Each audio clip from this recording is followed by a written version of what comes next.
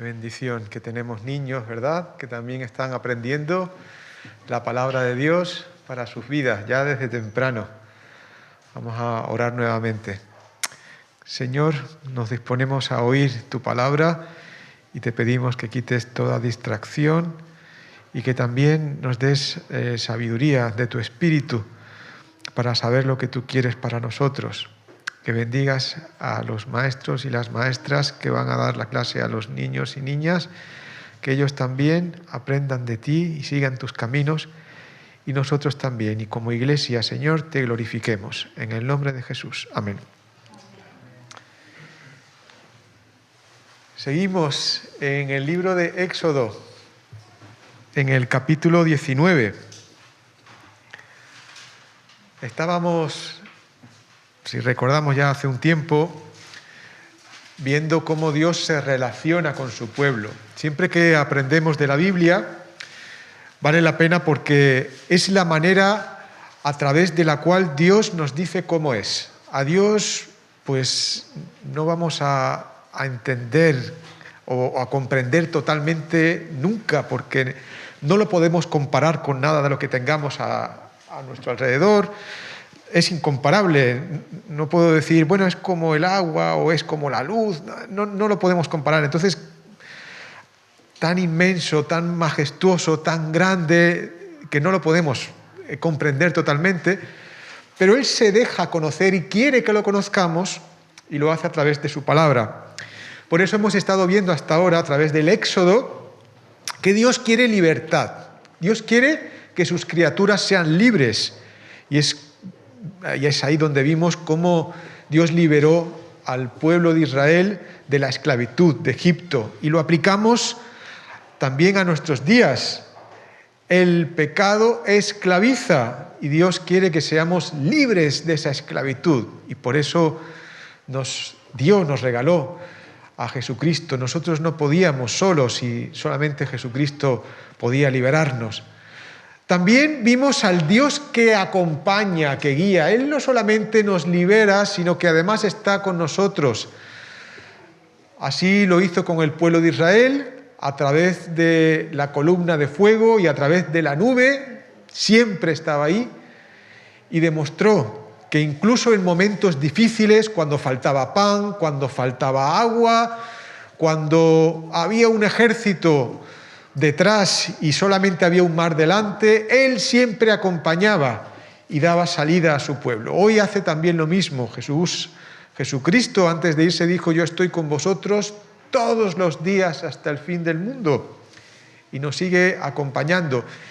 Y las pruebas que atravesamos, igual que las pruebas que atravesaron los del pueblo de Israel, sirven de testimonio a otras personas que no creen, para que conozcan al Dios que se revela en las Escrituras.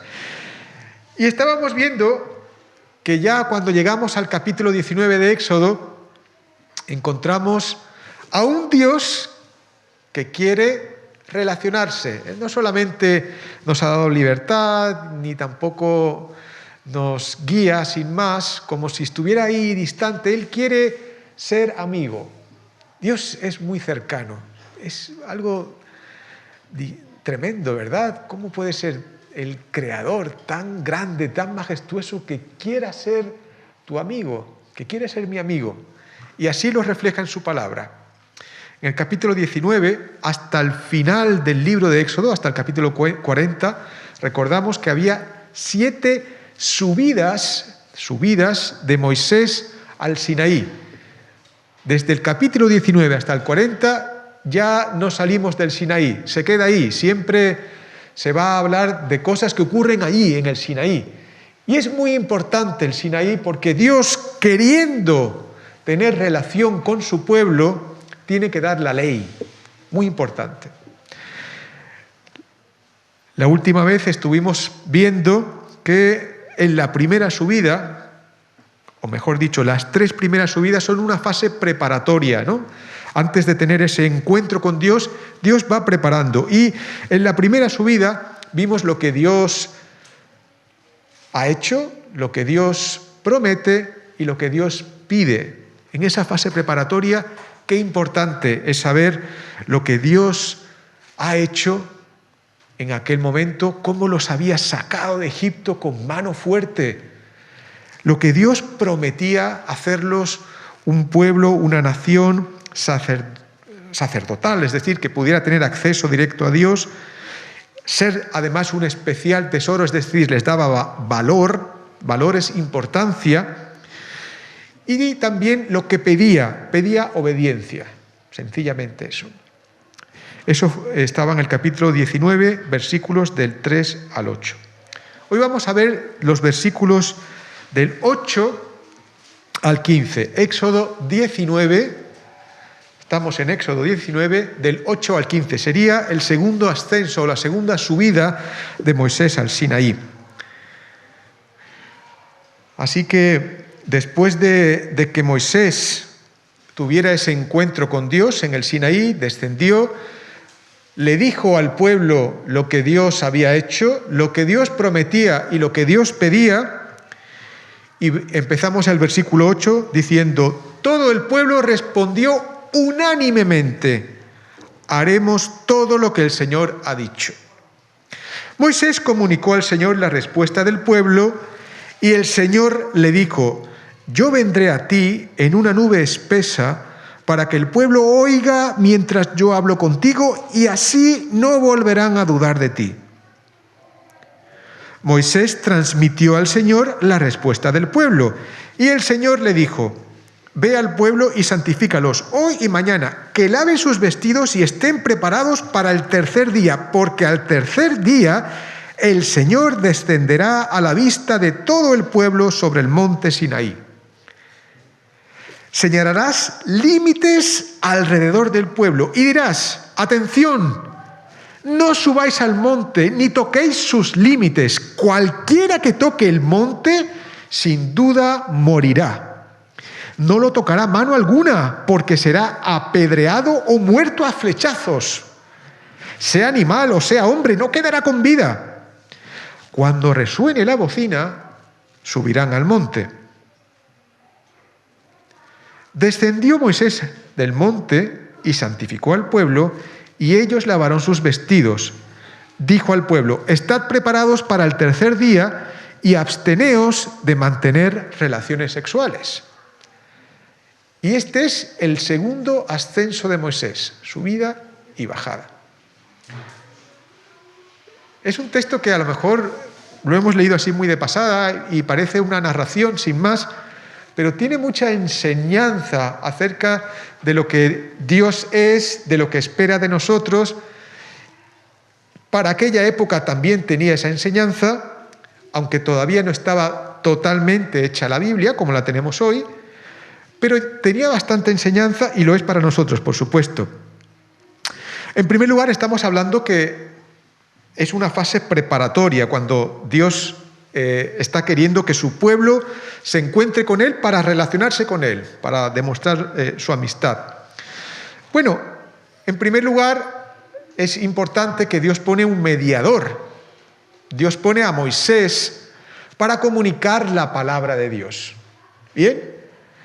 Dios quiere darse a conocer, o quería darse a conocer al pueblo de Israel, y pone a Moisés. Vamos a ver en el versículo 9, dice: y el Señor le dijo: yo vendré a ti en una nube espesa para que el pueblo oiga mientras yo hablo contigo, y así no volverán a dudar de ti. Si leemos en el versículo 8, dice: Moisés comunicó al Señor la respuesta del pueblo. ¿Bien? Final del versículo 8 dice: Moisés comunicó al Señor la respuesta del pueblo. Y si vemos al final del versículo 9, dice: Moisés transmitió al Señor la respuesta del pueblo. Pone lo mismo.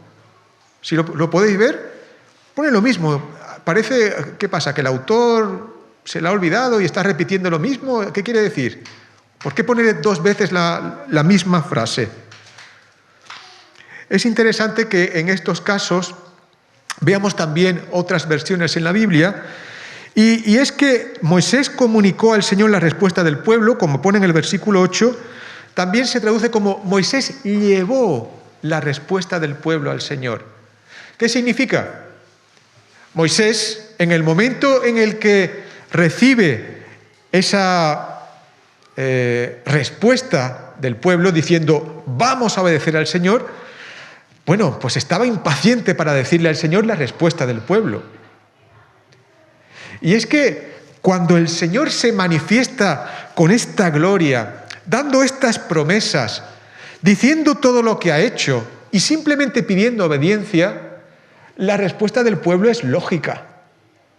Y es que cuando el Espíritu Santo convence a las personas de que Dios ha enviado a Jesucristo, que ha muerto en la cruz y que ha resucitado, y que promete estar con nosotros para siempre, y que además nos ofrece sus riquezas para siempre también, una vida eterna con Él para siempre, inmediatamente decimos, pues claro que sí, yo encantado. Hay como un impulso. El pueblo de Israel estaba respondiendo precisamente a ese impulso de obediencia. Claro que sí, claro que te vamos a obedecer para siempre. Y cuando cantamos ciertas alabanzas o cuando estamos muy alegres en un culto como este, en cualquier culto, nos damos cuenta de lo que Dios quiere, de lo que Dios ha hecho y decimos, claro que sí, Señor, aquí estamos. Pero es verdad que después del domingo viene el lunes. Ya no hay estas cuatro paredes, ya no hay esta atmósfera espiritual, ya nos encontramos con un mundo frío, con un mundo que no quiere saber de Dios y podemos encontrarnos un poco así de cómo voy a seguir obedeciendo, cómo voy a cumplir esto que le he dicho al Señor de que voy a obedecer.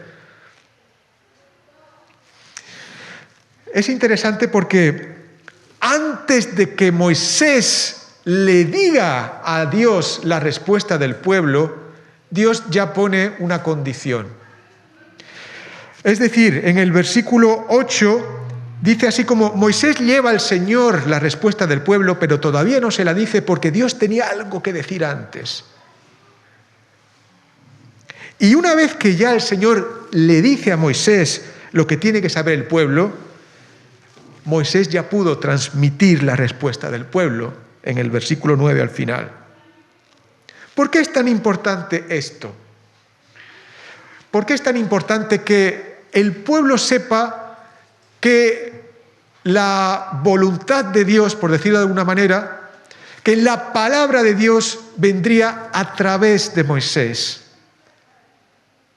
Es muy importante porque de lo que aquí estamos hablando, precisamente de querer entrar, o mejor dicho, querer tener una relación de amistad con Dios, es muy importante un aspecto que se llama santidad. Si en el primer ascenso lo que destaca es la obediencia, en el segundo ascenso lo que destaca es la santidad. ¿Y qué es la santidad?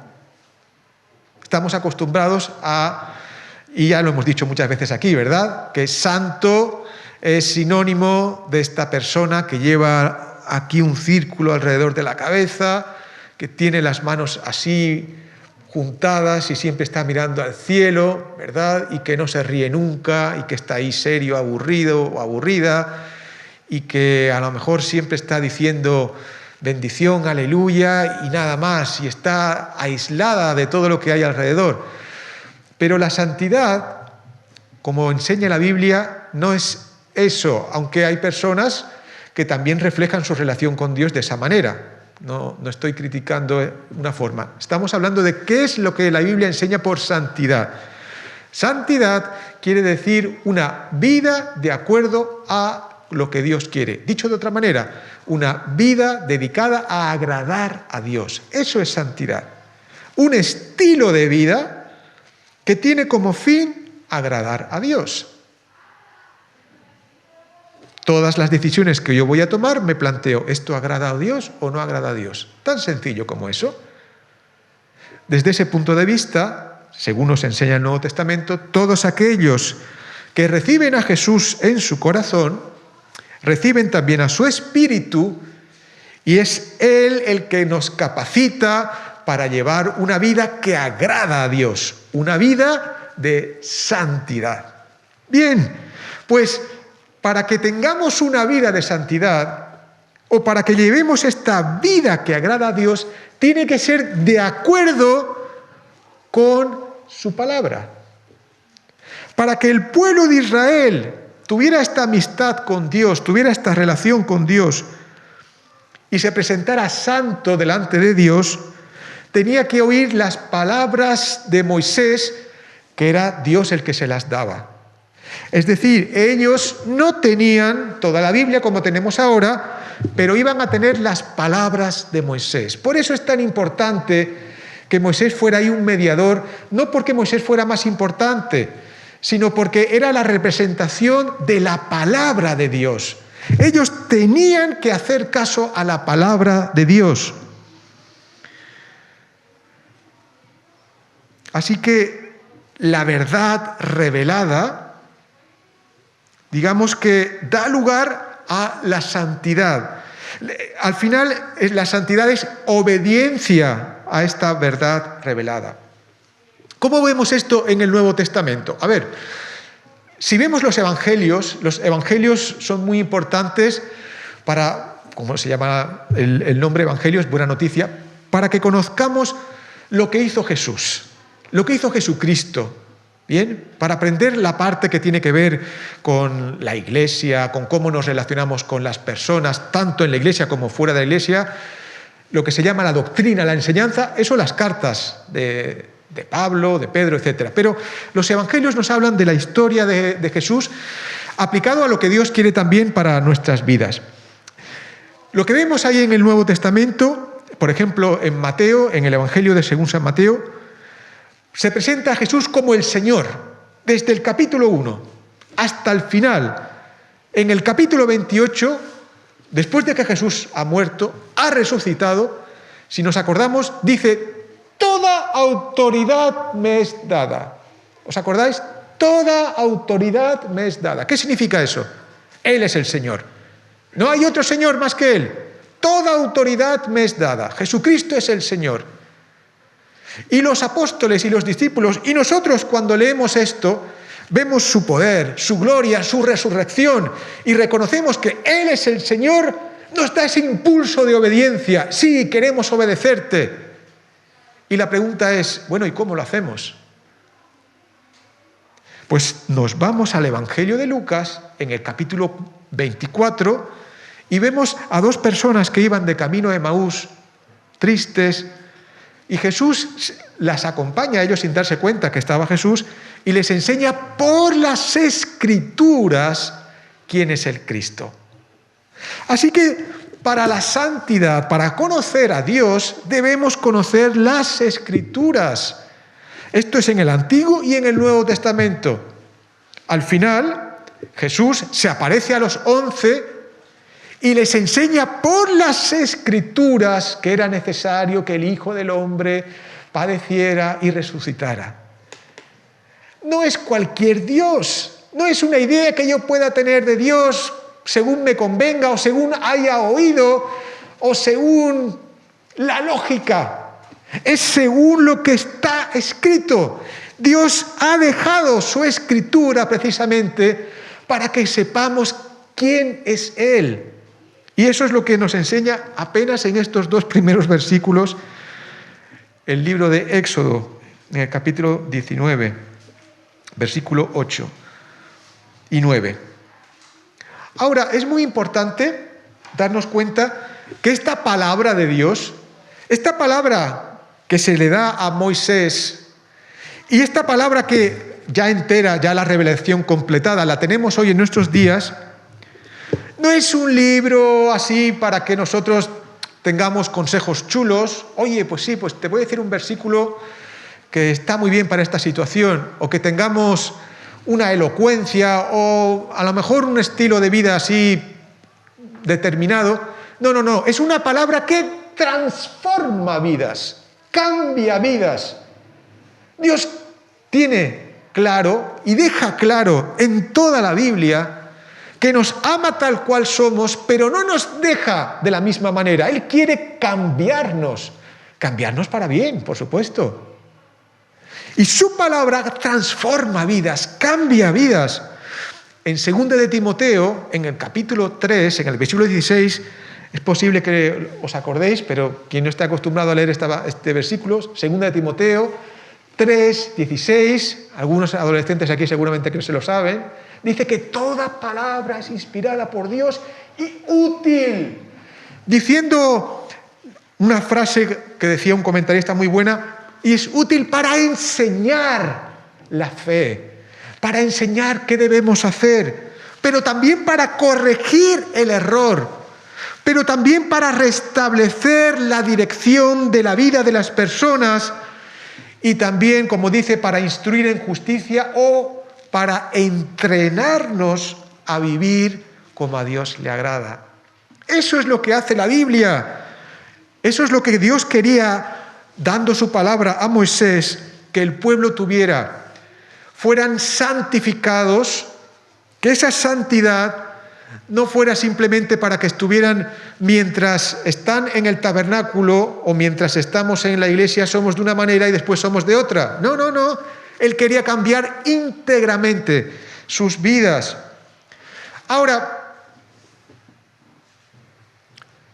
los que trabajan con temas de conducta, las personas que trabajan con psicología, los que trabajan con la medicina, con enfermería, los que trabajan con la enseñanza,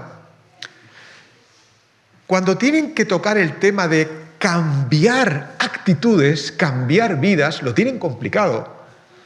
Hay una materia sobre eso, cómo cambiar actitudes, cómo cambiar vidas. La Biblia lo hace a través de su Espíritu Santo, es una bendición, pero existe una estrategia que ya hace tiempo que se ha hablado de esto. ¿Cómo se cambia? Bueno, ellos dicen una cosa muy interesante.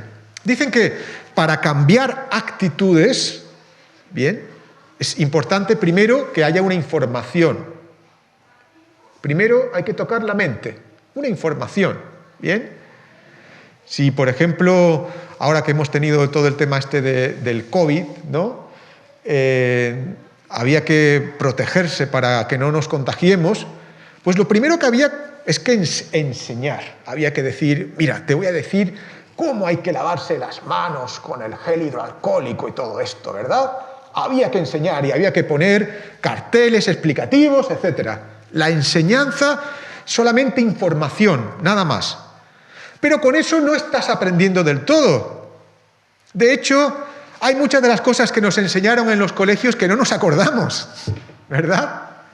No es suficiente para cambiar actitudes solamente esa parte. La Biblia también nos enseña, nos da información, nos dice cosas que Dios ha hecho, nos dice cosas que Dios no quiere que se hagan, nos habla sobre el juicio de Dios, sobre malas cosas, nos habla también de bendición de Dios, sobre buenas cosas. Pero esa parte, vamos a decir así, es la parte de la mente, santidad de la mente. ¿Bien? Y eso lo vamos a ver en el versículo 10. Una vez que baja Moisés transmitió al Señor la respuesta del pueblo, antes de bajar, y el Señor le dice lo siguiente. El Señor quería vidas transformadas, ¿verdad? Bien, le dice, ve al pueblo y santifícalos hoy y mañana, que laven sus vestidos y estén preparados para el tercer día, porque al tercer día descenderá a la vista de todo el pueblo sobre el monte Sinaí. Repito, que laven sus vestidos y estén preparados para el tercer día. Versículo 12. Señalarás límites alrededor del pueblo y dirás, atención, no subáis al monte ni toquéis sus límites. Cualquiera que toque el monte, sin duda, morirá. No lo tocará mano alguna, porque será, atentos, fíjate que es muy fuerte esto, apedreado o muerto a flechazos, sea animal o sea hombre, no quedará con vida. Cuando resuene la bocina, subirán al monte. Una palabra fuerte, ¿verdad? Esta parte de santidad de la mente, de información, Dios estaba informando sobre la manera que había de acercarse a Él. Dios le estaba diciendo al pueblo, a ver, no tenéis ni idea de lo que significa santidad, no tenéis ni idea de que yo, Dios, es totalmente santo y hay una manera de acercarse. Esto no es, voy a ver por curiosidad, a ver cómo es eso de que el monte Sinaí va a empezar a temblar. No lo toméis a la ligera, esto es serio. Y les estaba hablando de cómo acercarse a Él. información.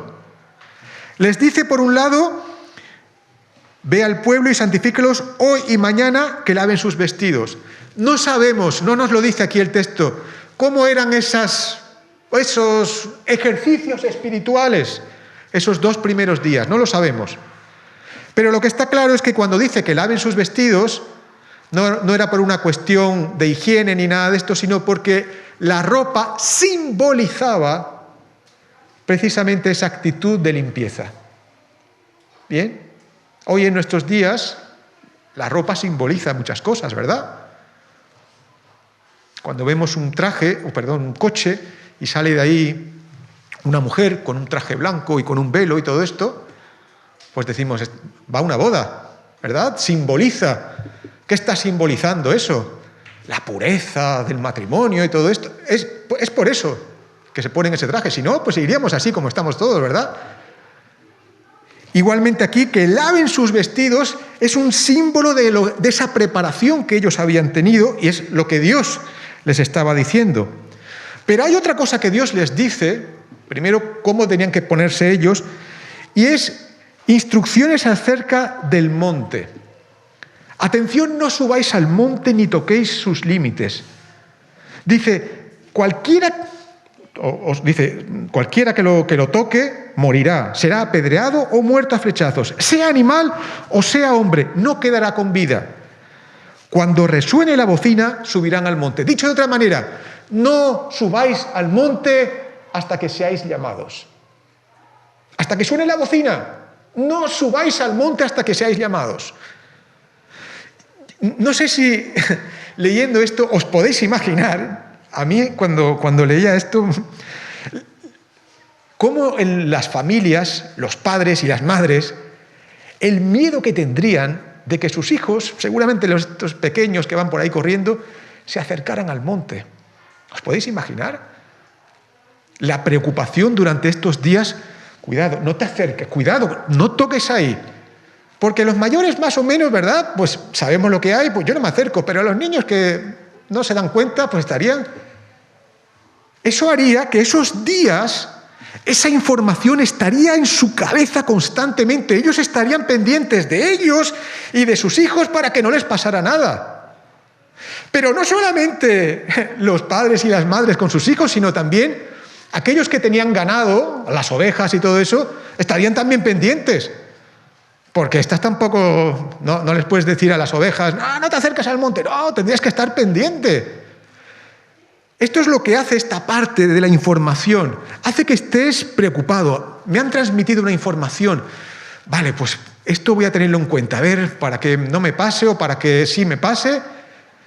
Esto es lo que Dios quería transmitir al pueblo para que tuvieran una santidad en la mente. Ahora, no es suficiente eso para cambiar nuestras actitudes. Hace falta también que haya un ambiente favorable, haya, digamos, una parte emocional a la hora de transmitir la enseñanza. Aquí en España hay un dicho sobre el tema de la enseñanza y es la letra con sangre entra. No sé si alguno se acuerda de esa expresión, ¿vale? Refleja un tipo de educación que ha habido en España hasta no hace mucho, y es que al niño o a la niña, si no lo hacían bien, pues tras. Bien, hasta que aprendieran. Y la letra con sangre entra. Bueno, parece que los que están estudiando educación y todo esto ven que esto no es tan eficaz, porque se aprende mejor cuando el ambiente es más favorable. Bien, de hecho es posible que todos nosotros haya cosas que no hayamos aprendido precisamente porque tenemos malos recuerdos de esa época y no se nos quedó en la cabeza. De una manera natural, nuestra mente tiende a olvidar lo que le ha hecho daño, ¿eh? Sí, hay traumas y todo esto, pero yo esto no. Pero cuando se ha enseñado con cariño, con intención, con una buena emoción, es más fácil que haya esa transmisión, ese cambio, ¿verdad? Y por eso llegamos ya prácticamente al último versículo que nos va a sorprender, que dice, dijo al pueblo, estad preparados para el tercer día y absteneos de mantener relaciones sexuales. Hay una santidad de la mente, pero hay también una santidad del corazón, santidad de las emociones.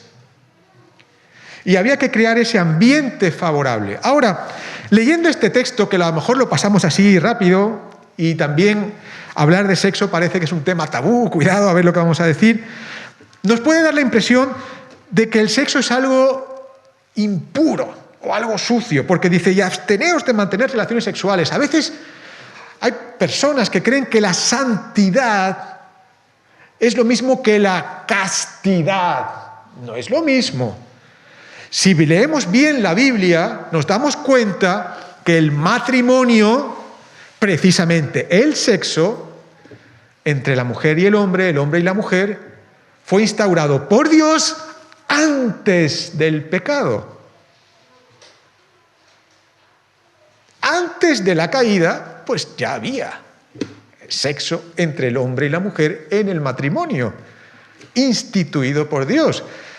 No es algo sucio, es algo que a Dios no le gusta. El matrimonio, de hecho, no es un espacio concedido por Dios para que podamos tener, digamos, esos deseos pecaminosos, en absoluto.